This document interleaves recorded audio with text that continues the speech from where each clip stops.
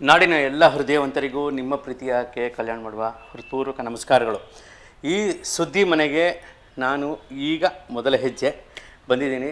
ನನ್ನ ಜೊತೆ ತುಂಬ ಹಿರಿಯ ಪತ್ರಕರ್ತರು, ಬರಹಗಾರರು, ಒಳ್ಳೆಯ ವಾಗ್ಮಿಗಳು, ಚಿಂತಕರು, ಚಿತ್ರರಂಗವನ್ನು ತಿದ್ದುವ ಶಿಲ್ಪಿಗಳಲ್ಲಿ ಆ ಮೊದಲ ಸಾಲಿನಲ್ಲಿ ಪ್ರಮುಖರು ಗಣೇಶ್ ಸರ್ ಇದ್ದಾರೆ ಜೊತೆಯಲ್ಲಿ.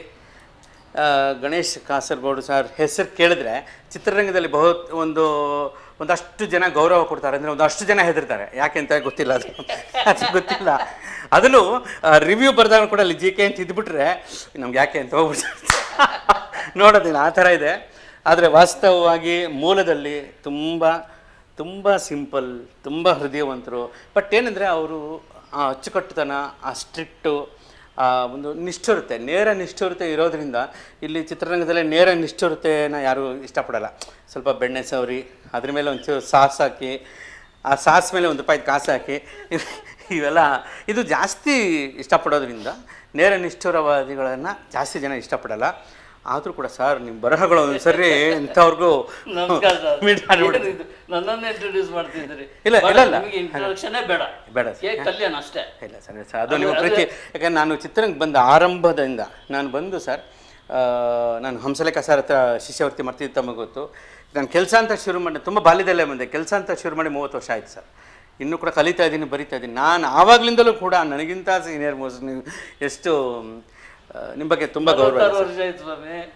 46 ವರ್ಷ ಆಯ್ತು, ವಯಸ್ಸಲ್ಲ ಗೊತ್ತಾಯ್ತು. ಅಲ್ಲ, ವಯಸ್ಸು ಅಷ್ಟೇ ಅನ್ಕೊಂಡು. ಬಟ್ ತುಂಬ ಗೌರವ ಸರ್.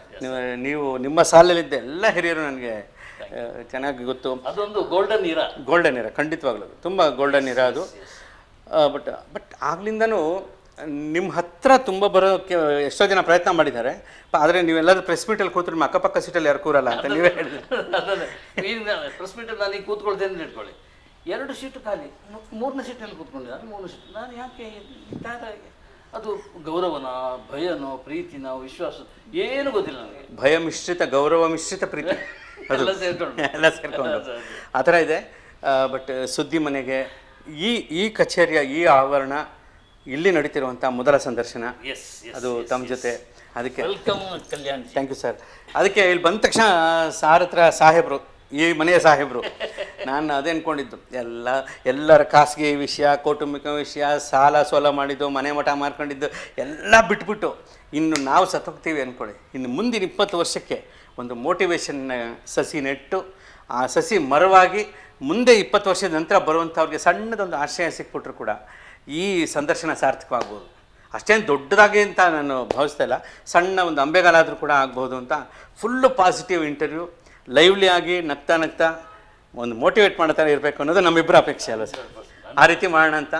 ಅದಕ್ಕೆ ನೀವು ಕೂತರೆ ತುಂಬ ಸಂತೋಷ. ಸೊ ನಿಮ್ಮ ಸೀನಿಯಾರಿಟಿಗೆ ಧನ್ಯವಾದ. ನಾನು ಸಾಮಾನ್ಯವಾಗಿ ಹೇಳೋದು ಯುವ ಪೀಳಿಗೆಗೆ, ನೀವು ನಿಮ್ಮ ಹೆಸರನ್ನೇ ವಿಳಾಸ ಮಾಡ್ಕೊಳ್ಳಿ ಅಂತ. ಹೌದು, ಕಲ್ಯಾಣದಲ್ಲದೆ ಕಲ್ಯಾಣ ಅಷ್ಟೇ, ಅದಕ್ಕೆ ಬೇರೆ ವಿಳಾಸ ಬೇಡ. ವಿಜಯನಗರ, ಜಯನಗರ ಯಾವುದು ಬೇಡ, ಕಲ್ಯಾಣ ಅದು ಬ್ರ್ಯಾಂಡೆಡ್ ಅಂತ ಹೆಸರು ಮಾಡ್ಕೊಳ್ಳಿ ಅಂತ ಒಂದು ಕಿವಿಗೆ ಹಾಕೊಳ್ಕೊಡು. ಕರೆಕ್ಟ್.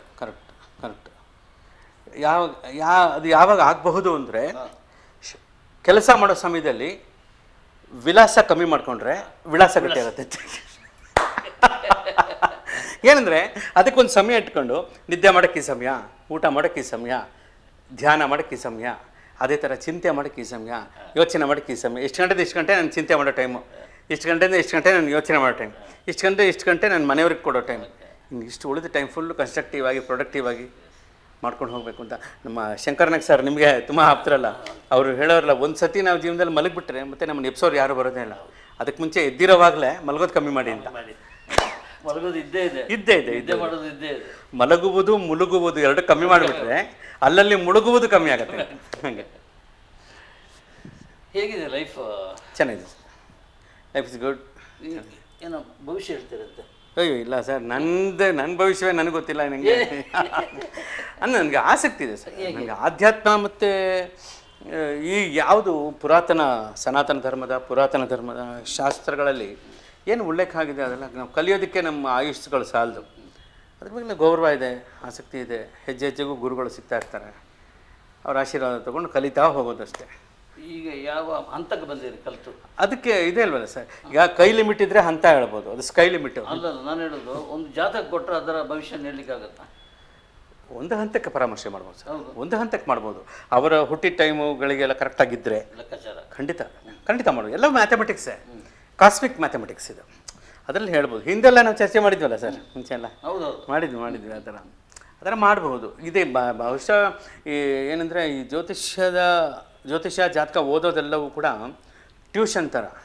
ಆದರೆ ನಮಗೆ ಬೇಕಾಗಿರೋದು ಇಂಟ್ಯೂಷನ್. ಆ ಇಂಟ್ಯೂಷನ್ ಬರಬೇಕು ಅಂದರೆ ನಿಮ್ಮ ಧ್ಯಾನ, ಜಪ, ತಪ, ಏಕಾಗ್ರತೆ, ಆ ಸನ್ನಡತೆ, ಆ ಮಾನಸಿಕ ಸ್ಥಿತಿ, ಇದನ್ನು ನಾವು ಗಟ್ಟಿ ಮಾಡ್ಕೊತಾ ಹೋದಷ್ಟು ಇಂಟ್ಯೂಷನ್ ಪವರ್ ಜಾಸ್ತಿ ಆದಾಗ ನಿಮ್ಮ ಜಾತಕವೇ ಬೇಕಾಗಿಲ್ಲ. ಅದಕ್ಕೆ ಆ ಕಾಲದಲ್ಲೆಲ್ಲ ಹಿರಿಯರು ಒಬ್ಬರನ್ನ ನೋಡಿದ ತಕ್ಷಣ ಎಲ್ಲ ಪೂರ್ವಾಪರ ಹೇಳ್ಬಿಡ್ತಿದ್ರು ಅಂದರೆ ಜಾತಕದ ಅವಶ್ಯಕತೆ ಇಲ್ಲ. ಜಾತಕ ಜಸ್ಟ್ ಒಂದು ಮ್ಯಾಥಮೆಟಿಕ್ಸ್ ಕ್ಯಾಲ್ಕುಲೇಷನ್ಗೆ ಅಷ್ಟೇ. ಅದಕ್ಕಿಂತ ಹೆಚ್ಚಾಗಿ ಏನಂದರೆ ಆ ಇಂಟ್ಯೂಷನ್ಗಿನ ಹೆಚ್ಚೇನು ಅಂದರೆ ಎಲ್ಲರನ್ನೂ ಪ್ರೀತಿಸೋ ಗುಣ ಇಟ್ಕೊಂಡ್ಬಿಟ್ರೆ, ನೋಡಿದ ತಕ್ಷಣ ಮನಸ್ಸರ್ಥ ಮಾಡ್ಕೊಂಡ್ಬಿಟ್ರೆ ಇನ್ನೇನು ಬೇಕು ನಮಗೆ. ಸೊ ಪ್ರೀತಿನೇ ನಿಜವಾದ ಆಧ್ಯಾತ್ಮ, ಪ್ರೀತಿನೇ ನಿಜವಾದ ವಿಜ್ಞಾನ ಅಂತ ನಾನು ಭಾವಿಸ್ತೇನೆ. ಪ್ರೀತಿ ಕವಿ, ಪ್ರೇಮ ಕವಿ ಅಲ್ವಾ? ಬೇರೆ ಏನಿರುತ್ತೆ ಸರ್, ಅಲ್ಟಿಮೇಟ್ ಪ್ರೀತಿನೇ ಇರುತ್ತೆ. ಎಂಡ್ ಆಫ್ ದಿ ಡೇ ಪ್ರೀತಿನೇ ಬಂದು ನಿಲ್ಲೋದು ಅಲ್ಲೇನೇ ಇರುತ್ತೆ ಸರ್. ಈಗ ಎಷ್ಟು ಫಿಲ್ಮ್ ವರ್ಕ್ ಮಾಡ್ತಾ ಇದ್ದಾರೆ? ಈಗ ಅದನ್ನು ಕೌಂಟ್ ಮಾಡಿಲ್ಲ ಸರ್, ಬರಿತಾ ಇದ್ದೀನಿ. ಒಟ್ಟಿನಲ್ಲಿ ಬರ್ತಾ ಇದೆ, ಬರಿತಾ ಇದ್ದೀನಿ. ಹೊಸಬ್ರು ಬಂದರೂ ಸ್ಟ್ರಕ್ ಆಯಿತು ಅಂತದೇನಿಲ್ಲ? ಏನಿಲ್ಲ ಸರ್, ಅದೆಲ್ಲ ಏನಂದರೆ ಪ್ರತಿ ಹಾಡು ಬರೆಯುವಾಗ ನನಗೂ ಹೊಸ ಹಾಡ್ತಾನೆ, ಹೌದು, ಆ ಹಾಡಿಗೆ ನಾನು ಹೊಸಬಾತಾನೆ ಅಂದಾಗ ನಾನು ಹೊಸಬ್ರ ಸಾಲಲ್ಲಿ ಇದ್ದೀನಲ್ವಾ. ನಿಮ್ಮ ಹತ್ರ ಮಾತಾಡೋದು ಭಾರಿ ಕಷ್ಟ ಆಗಿದೆ. ನಾವು ಈ ಸಂದರ್ಶನವನ್ನು ಸಾರ್ ಆಮೇಲೆ ನನಗೆ ಈಗ ಇದನ್ನು ಬೇರೆ ಕಡೆ ಹೇಳಿದರೆ ಸರ್ ಕೋಪ ಮಾಡ್ಕೊಂಬಿಟ್ರೆ ಅಂತ ಅನ್ಸ್ಬಿಡುತ್ತೆ. ಇಲ್ಲ ಸರ್, ಅಂದರೆ ಹೊಸಬ್ರು ಹಳಬರು ಅನ್ನೋದಕ್ಕೆ ಪ್ರಭೇದಕ್ಕಿಂತ ಪ್ರತಿ ಕೃತಿನೂ ನಮ್ಗೆ ಹೊಸದಾಗುತ್ತೆ. ಆ ಹಾಡಿಗೆ ನಾವು ಹೊಸಬ್ರಾಗ್ತೀವಿ. ಆಮೇಲೆ ಎಲ್ಲ ನಮ್ಮ ಸ್ನೇಹಿತರೆ ಬರೆಯೋಕೆ ಬಂದರು ಅಂದರೆ ನಮ್ಮ ಸ್ನೇಹಿತರೆ, ನಮ್ಮ ಮನೆ ಬಂದಾಗ ನೀವು ಹೊಸಬ್ರೆ ಅಷ್ಟೇ ಅಲ್ವಾ? ವಿಜಯ ನರಸಿಂಹ ಎಲ್ಲರೂ ಅವ್ರವ್ರು ಬಂದಾಗ ಅವ್ರವ್ರು ಹೊಸಬ್ರೆ. ಹಾಗಾಗಿ ನನಗೆ ಎಲ್ಲ ಯಾರು ಬೇರೆ ಅಂತ ಅನ್ಸೋದೇ ಇಲ್ಲ ಸರ್. ಆಮೇಲೆ ನನ್ನ ಪ್ರಕಾರ ಸ್ಪರ್ಧೆ ಅನ್ನೋದಕ್ಕೆ ಪಾಯಿಂಟೇ ಇಲ್ಲ ಇಲ್ಲಿ, ಯಾವುದು ಕೂಡ ಮೀನಿಂಗೇ ಇಲ್ಲ. ಹಂಗೂ ಒಂದು ವೇಳೆ ಸ್ಪರ್ಧೆ ಇದ್ರೂ ಪರವಾಗಿಲ್ಲ, ಇಬ್ಬರ ಮಧ್ಯೆ ಪರದೆ ಇಲ್ಲದೆ ಸಾಕು ಅಂತ. ಈ ಪದಗಳು ಹೇಗೆ ಈಗ ಆಟ ಆಡ್ತಿರಲ್ಲ, ಇದು ಆಟ ಆಡ್ತಾ ಇರೋದು ಪದಗಳು ಹೇಗೆ ಗೊತ್ತಿಲ್ಲ ಸರ್. ಹೌದು, ಪದ ನನ್ನ ಇಟ್ಕೊಂಡು ಆಟ ಆಡ್ತಿರ ಮತ್ತೆ ಆ ಥರ. ಅಂದರೆ ಸ್ಪರ್ಧೆ ಇದ್ರೂ ಪರವಾಗಿಲ್ಲ, ಬೇಕಿಲ್ಲ ಅದು ಕೂಡ. ಬಟ್ ಇಬ್ಬರ ಮಧ್ಯೆ ಪರದೆ ಇರಬಾರ್ದು, ಟ್ರಾನ್ಸ್ಪರೆನ್ಸಿ ಇದ್ದುಬಿಟ್ರೆ ನಮಗಿನ್ನೇನು ಅಗತ್ಯ ಅಲ್ಲ ಸರ್. ಆವಾಗ ಏನಾಗುತ್ತೆ, ನಿಮ್ಗೆ ಅವಕಾಶ ಜಾಸ್ತಿ ಬರಲಿ ಕಡಿಮೆ ಬರಲಿ, ನೀವು ಶ್ರೀಮಂತರಾಗಿರಿ ಬಡವರಾಗಿರಿ, ಕಾರಲ್ಲಿ ಬನ್ನಿ, ಆಟೋಲ್ಲಿ ಬನ್ನಿ, ನಟರಾಜ ಸರ್ವಿಸ್ ಇರಲಿ, ಬಸ್ಸಲ್ಲಿ ಬನ್ನಿ, ಯಾವುದೂ ನಿಮ್ಮನ್ನು ಏನು ಬಚ್ಚಲ್ಲ. ನಿಮ್ಮ ಪ್ರಯಾಣ ಮುಖ್ಯನೇ ಹೊರತು ಯಾವುದಲ್ಲಿ ಬಂದ್ರಿ ಅನ್ನೋದು ಮುಖ್ಯ ಆಗೋದಿಲ್ಲ. ಹಾಗಾಗತ್ತೆ. ಸೊ ಬೇರೇನು ನಮಗೆ ಆ ಕಂಪ್ಯಾರಿಸನ್ನೇ ತಪ್ಪು ಅಂತ ಅದಕ್ಕೆ ಯಾವತ್ತೂ ನನಗೆ ಅನಿಸಿದ್ದು ಸರ್. ಈಗ ನಿಮಗಾಗಿರೋ ಅನುಭವಗಳು ನನಗೆ ಇಲ್ಲ. ಬಟ್ ಏನಂದರೆ ಯಾವತ್ತೂ ಒಬ್ಬರ ಜೊತೆ ನಿನ್ನನ್ನು ಹೋಲಿಸ್ಕೋಬೇಡ, ನಿನ್ನನ್ನು ನೀನು ಸೋಲಿಸ್ಕೋಬೇಡ ಅಂತ. ನಿಂತನ ನೀನು ಸೋಲಿಸ್ಕೋಬೇಡ, ಇನ್ನೊಬ್ರ ಜೊತೆ ಹೋಲಿಸ್ಕೋಬೇಡ. ಎಲ್ಲರೂ ಯೂನಿಕ್, ಆಲ್ ಆರ್ ಯೂನಿಕ್. ಅವ್ರ ಪ್ರತಿಭೆ ನನಗೆ ಬರೋಕ್ಕೆ ಸಾಧ್ಯನಾ, ನಿಮ್ಮ ಪ್ರತಿಭೆ ಅವ್ರಿಗೆ ಬರೋಕ್ಕೆ ಸಾಧ್ಯನಾ? ಸಾಧ್ಯವೇ ಇಲ್ಲ. ಅವರ ಅನುಭವಗಳಿಂದ ಅದು ಮಾಗ್ತಾ ಹೋಗುತ್ತೆ. ಒಳ್ಳೆ ರೀತಿ ಬಳಸ್ಕೊಳ್ಳೋದು ನಮ್ಮ ವಿವೇಕ ಸಂಸ್ಕಾರಗಳಿಗೆ ಬಿಟ್ಟಿದೆ ಅಷ್ಟೇ. ಅಣ್ಣವ್ರ ಜೊತೆ ಸಂಪರ್ಕ ಹೇಗಿತ್ತು? ರಾಜ್ಕುಮಾರ್ ತುಂಬ ಚೆನ್ನಾಗಿತ್ತು. ಪಾಸಿಟಿವ್ ಅಂತ ಹೇಳಿದಾಗ ಅದಕ್ಕೆ ನಮಗೆ ನೆನಪಾಗೋದು ಡಾಕ್ಟರ್ ರಾಜ್ಕುಮಾರೇ. ಡೆಫಿನೆಟ್. ಈಗಲೂ ಅದನ್ನು ಹೆಂಗೆ ಹೇಳ್ಬೋದು ಅಂದರೆ, ಯಾವಾಗಾದರೂ ಕೆಲಸಗಳ ಒತ್ತಡನೋ ಅಥವಾ ಇನ್ನೇನೋ ಅನ್ವಾಂಟೆಡ್ ಕಸ ತಲೆಗೆ ಹೋಗುತ್ತೆ ಅಲ್ಲ ಕೆಲಸ ರೀ, ಆ ಟೈಮಲ್ಲಿ ಅದು ಕ್ಲೀನ್ ಮಾಡ್ಕೊಳ್ಳೋ ಕಸಬರ್ಕೆ ಅಂತ ಅಂದಾಗ ಮೆಡಿಟೇಷನ್. ಅದು ಬಿಟ್ಟರೆ ನನಗಿರೋ ದಾರಿ ಯಾವುದು ಗೊತ್ತಾ? ಒಂದು ಕಾಮನಬಿಲ್ಲು ಸಿನಿಮಾ, 2 ಕನಸು, ಭಕ್ತ ಕುಂಬಾರ, ಸತ್ಯಹರಿಶ್ಚಂದ್ರ, ಬಂಗಾರದ ಮನುಷ್ಯ, ಈ ಸಿನಿಮಾಗಳನ್ನ ಹಾಕ್ಕೊಂಡು ಸುಮ್ಮನೆ ಹಿಂಗೆ ನೋಡ್ತಾ ಇದ್ದರೆ ಅಲ್ಲಿರೋ ಕ್ಯಾರೆಕ್ಟರ್ಸು, ಉದಯ್ ಶಂಕರ್ ಅವ್ರು ಮಾಡಿರೋ ಸ್ಕ್ರೀನ್ ಪ್ಲೇಗಳು, ಹುಣಸೂರು ಕೃಷ್ಣಮೂರ್ತಿ ಅವ್ರು ಮಾಡಿರೋ ಸ್ಕ್ರೀನ್ ಪ್ಲೇಗಳು, ಅಣ್ಣ ಅವ್ರು ಹೇಳೋ ಮಾತು ದಾಟಿ ಅಯ್ಯಪ್ಪ ಒಂದು ಕೆಲವು ನಿಮಿಷಗಳಲ್ಲಿ ಫ್ರೆಶ್ ಆಗ್ಬಿಡ್ತೀವಿ. ಅಂಥ ಒಂದು ಮಹೋನ್ನತ ಕೃತಿ ಕೊಟ್ಟವರು ನಿಜ ಜೀವನದಲ್ಲಿ ಹಾಗೇ ಇದ್ದಾರೆ ಅಲ್ವಾ? ಹಾಗಾಗಿ ಅವ್ರ ಜೊತೆ ಕೆಲಸ ಮಾಡೋ ಒಂದು ಸುಯೋಗ ಸೌಭಾಗ್ಯ.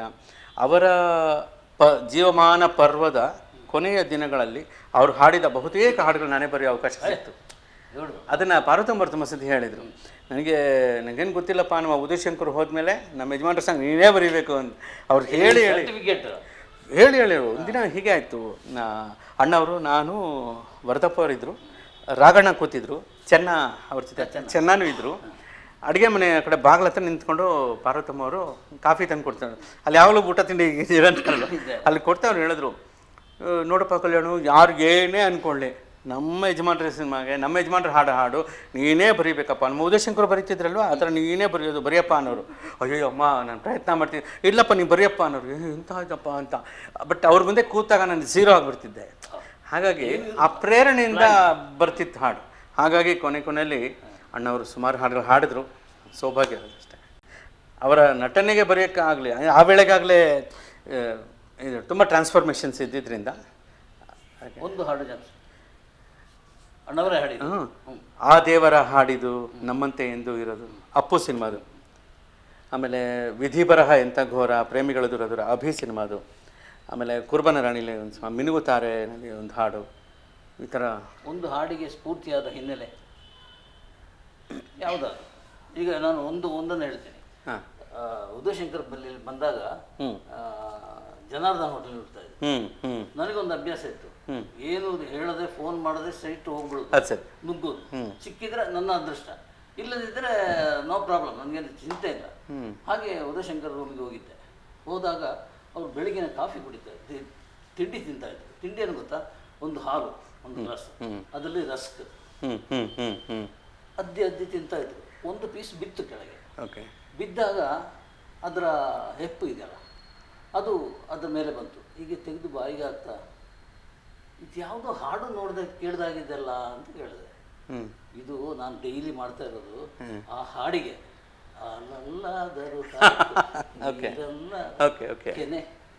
ಕೆನೆನೋ ಬರುತ್ತೆ, ಅದು ಕೂಡ ಇದರಲ್ಲೇ ಬಂದಿರೋದು. ಈಗ ನಾನು ಅದನ್ನೇ ಜ್ಞಾಪಿಸ್ತಾ ಇದ್ದೀನಿ ಅಂತ ವಿಜಯಶಂಕರ್ ಹೇಳಿದ್ರು. ಇಂಥ ಹಿನ್ನೆಲೆ ಯಾವುದಾದ್ರು ಒಂದು ಹಾಡಿಗಿದೆ? ಇದೆ. ಅಲ್ಲಿ ಒಂದೊಂದು ಹಾಡಿಗೂ ಒಂದೊಂದು ಥರ ಹಿನ್ನೆಲೆಗಳಾಯಿತು. ಈಗ ಅವರು ವನವಾಸ ಪರ್ವ ಮುಗಿದ ಮೇಲೆ ಅಪ್ಪು ಸಿನಿಮಾ ಮಾಡುವಾಗ ಅವ್ರು ಹಾಡಲ್ಲಿ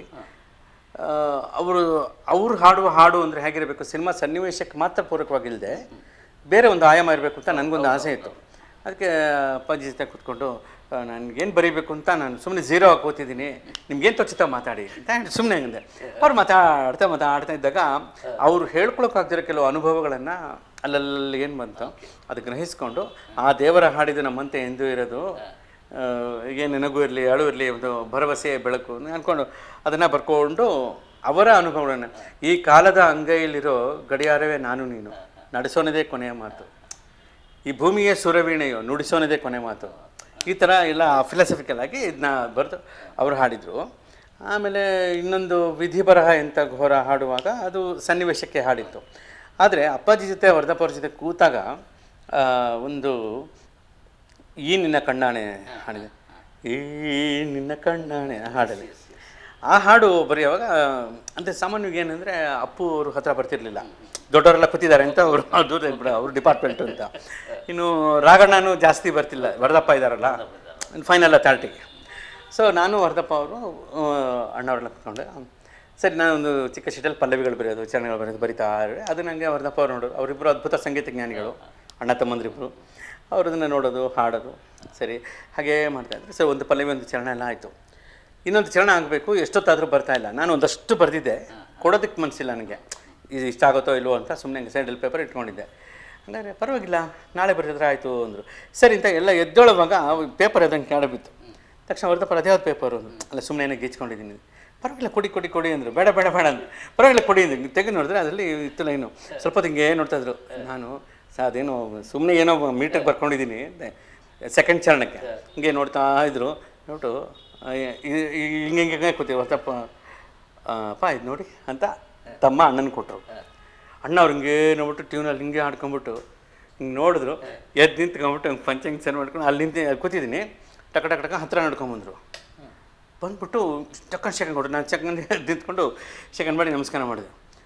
ತುಂಬ ಚೆನ್ನಾಗಿದೆ ಅಂದರು. ನನಗೇನು ಅದರಲ್ಲಿ ಇಷ್ಟೊಂದು ಬರೆದಿದ್ನಲ್ಲ, ಅದು ಯಾವುದು ಅಂತ ನನಗೆ ಗೊತ್ತಿಲ್ಲ ಅದು. ಆಗ ಅವರು ಹಾಡಿದ್ರು. ಅದೇನೆಂದರೆ, ಈ ಪಂಚಭೂತಗಳನ್ನು ಪ್ರೀತಿಗೆ ಹೋಲಿಸಿ ಬರ್ತದೆ. ಆಕಾಶ, ಭೂಮಿ, ಗಾಳಿ, ನೀರು, ಬೆಂಕಿ. ಪ್ರೀತಿ ಒಂದು ಗಾಳಿಯ ಹಾಗೆ, ಗಾಳಿ ಮಾತಲ್ಲ. ಪ್ರೀತಿ ಹರಿಯೋ ನೀರಿನ ಹಾಗೆ, ನಿಂತ ನೀರಲ್ಲ. ಪ್ರೀತಿ ಒಂದು ಜ್ಯೋತಿಯ ಹಾಗೆ, ಸುಡೋ ಬೆಂಕಿ ಅಲ್ಲ. ಪ್ರೀತಿ ಒಂದು ಭೂಮಿಯ ಹಾಗೆ ನಿರಂತರ ಈ ಪ್ರೇಮ ಸ್ವರ, ಈ ಪ್ರೀತಿ ಆಕಾಶಕ್ಕೂ ಎತ್ತರ ಅಂತ. ಇದು ಪ್ರೀತಿ ಒಂದು ಗಾಳಿಯ ಹಾಗೆ, ಗಾಳಿ ಮಾತಲ್ಲ ಆ ಚರಣದಲ್ಲಿ. ಪ್ರೀತಿ ಹರಿಯೋ ನೀರಿನ ಹಾಗೆ, ನಿಂತ ನೀರಲ್ಲ, ಅದು ಒಂದು ಜ್ಯೋತಿಯ ಹಾಗೆ, ಸುಡು ಸುಡು ಬೆಂಕಿಯಲ್ಲ, ಅದು ಒಂದು ಭೂಮಿಯ ಹಾಗೆ, ನಿರಂತರ ಈ ಪ್ರೇಮ ಸ್ವರ. ನಾಲ್ಕಾಯ್ತಾ? ಪ್ರೀತಿ ಆಕಾಶಕ್ಕೂ ಎತ್ತರ ಅಂತ ಬರ್ದಿದ್ದ. ಅವ್ರಿಗದು ಇಷ್ಟ ಆಗ್ಬಿಟ್ಟು ಅಣ್ಣವ್ರು ಸೆಕೆಂಡ್ ಮಾಡಿದ್ರೆ, ನಾನು ಅಯ್ಯೋ ನನಗೇನೋ ತೋಚಿದ್ದಕ್ಕೆ ಬರದೆ, ಇದು ತೋಚಿದ್ದಕ್ಕಲ್ಲ ನೀವು ಸೋತಿದ್ದಕ್ಕೆ ಬಂದಿದ್ದು ಅಂದರು. ಅಯ್ಯಪ್ಪ ಅಂತ ನಮಸ್ಕಾರ ಮಾಡಿ. ಈ ಥರ ಒಂದು ಹಾಡು ಆಗುತ್ತೆ. ಇದು ಯಾವುದು ನಮ್ಮದು ಅನ್ನೋದಕ್ಕೆ ಏನಿದೆ, ನಾವು ಯಾರು ನಥಿಂಗ್, ಬಟ್ ಅವರ ಅನುಭವ, ಅವರ ಸರಳತೆ ಅದು ನಮ್ಮ ಪ್ರೇರಣೆ ಆಗಿರುತ್ತೆ. ಹಾಗಾಗಿ ಆ ಥರ ಒಂದೊಂದು ಹಾಡಿಂದನೂ ಏನೇನೋ ಹಂಗಿಂಗಲಾಗಿರುತ್ತೆ. ಅದು ಎಲ್ಲ ಅವ್ರಿಗೆ ಅರ್ಪಿಸ್ಬಿಟ್ಟು